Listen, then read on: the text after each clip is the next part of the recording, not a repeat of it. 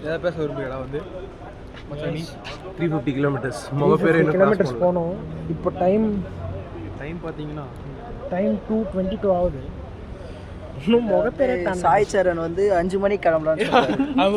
அப்படி கேமரா முன்னாடி வந்து. வணக்கம் பீப்பிள், நாங்க டீ குடிக்கலாம் ட்ரிப்புக்கு போன கதையை இந்த வீடியோல சொல்றேன். புதுசா வந்தவங்க மறக்காம என்னோட ஃபாலோ பண்ணிக்கோங்க. ட்ரிப்போட ஆரம்பமே ரொம்ப அமோகமா இருந்தது. அவசர அவசரமா பிளான போட்டதால என்னோட புல்லட் எடுக்க வேண்டியதாச்சு. புல்லட் தானே, அதுல என்னடா பிரச்சனைன்னு கேட்டீங்கன்னா, வண்டியில பிரச்சனை இல்ல, பிரச்சனையில தான் வண்டி இருந்துச்சு. ஃபர்ஸ்ட் சம்பவமே வண்டியை ரொம்ப நாள் ரயில்ல நிறுத்தி வச்சிருந்தனால வண்டியை டோப் பண்ணிட்டு எடுத்துட்டு போற மாதிரி ஆயிடுச்சு. எல்லாரோட உழைப்பையும் சேர்த்து போட்டு வண்டியை டோப் பண்ணிட்டு பெட்ரோல் பங்க் எடுத்துட்டு வந்துட்டேன். அதுக்கப்புறம் வண்டி டேங்க ஃபில் பண்ணியாச்சு. அதுக்கப்புறம் என்ன பிரச்சனைன்னு பாத்தீங்கன்னா, வண்டிக்கு ரொம்ப தேவையான பிரேக் அதுவே என் வண்டியில இல்ல. வர வழியே இல்லன்ற காரணத்தினால பிரேக்கே இல்லாத என் வண்டியை எடுத்துட்டு போக வேண்டிய நிலைமைக்கு வந்துட்டேன். பாத்துக்கலாம்னு சொல்லிட்டு எல்லாரும் சேர்ந்து ஒரு கோவிந்தாவை போட்டு ட்ரிப்பு கிளம்பிட்டோம். பைக் ரைடு இங்க இருந்து ஆரம்பிச்சு அங்க போய் சேர்ற வரைக்கும் எல்லாம் சூப்பரா இருந்துச்சு. போற வழியில வீடியோஸ் மாண்டேஜ் அப்படி இப்படின்னு எடுத்துட்டு போயிட்டே இருந்தோம். ஒரு வழியா ஒரு 2:30 மணிக்கு கிளம்பினாங்க. ஒரு 10:30 மணிக்கு அங்க போய் சேர்ந்துட்டோம். அங்க போயிட்டு எங்களையே நாங்க பெரிய vlogger நினைச்சிட்டு சில வீடியோ எல்லாம் எடுத்து ஃபன் பண்ணிட்டு இருந்தோம்.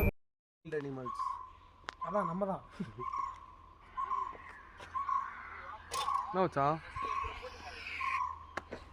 ஏற்காடு வந்துட்டோம் ஃப்ரெண்ட்ஸ். இதுதான் ஏற்காடு, சுற்றி பார்த்துக்கோங்க.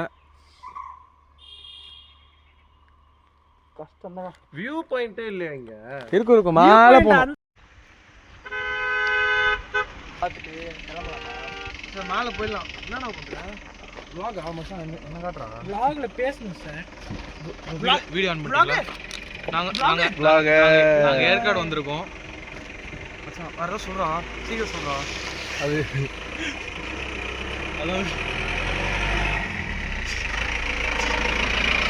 வந்திருக்கோம்.